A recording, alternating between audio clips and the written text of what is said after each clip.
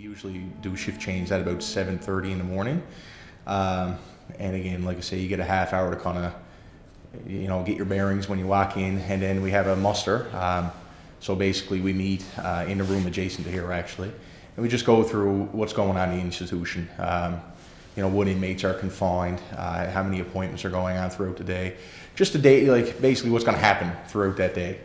And that's usually how the day starts. And then right after muster, we have a staff member basically staff the cameras. So we have somebody watching the institutional cameras at all times.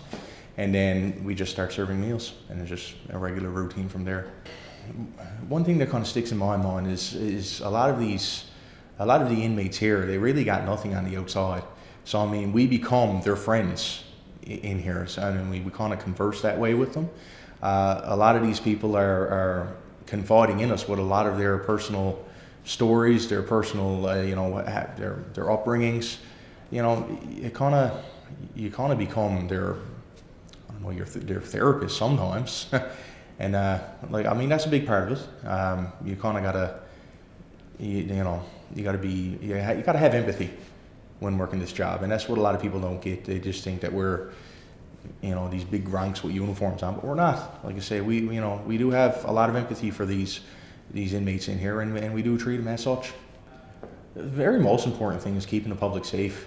That's our job. I mean, these are people that are locked up for their crimes that they committed, and our job is to basically keep the public safe, keep ourselves safe, keep the inmates safe. That's probably the most important aspect of our job, is to make sure that we keep this province safe. It can be challenging, really challenging at times, especially when you have like a problematic inmate that is suffering from severe mental illness. There's no how-to book on dealing with these people, so you kind of got to deal with it the best way you can, which can become challenging, very challenging at times. Well, like I say, it's a tight-knit group of people here anyway. I mean, it's not like it's not your regular career. You get to know everybody pretty personally, and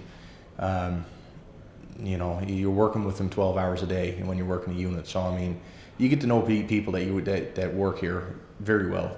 You get to and you got to trust them, and that's the big part of this job, is that you got to trust who you're working with, and I do trust who I work with.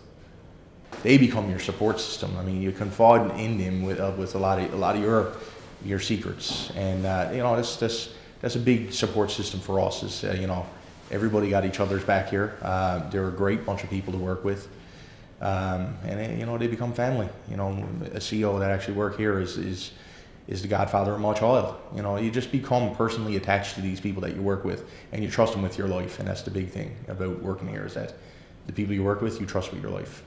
We're people just like everybody else. I mean, when we put on the uniform, we got a job to do, and it's all a part of it. But when we take off the uniform, we do have our families at home, and like I say, we do have our own issues that we deal with from on a day-to-day basis. And working this job itself, is challenging, but it's also very rewarding. But you see CO on the street. I mean, it's not what the movies make us out to be. We're nice people. You can say hi. We're not gonna bite.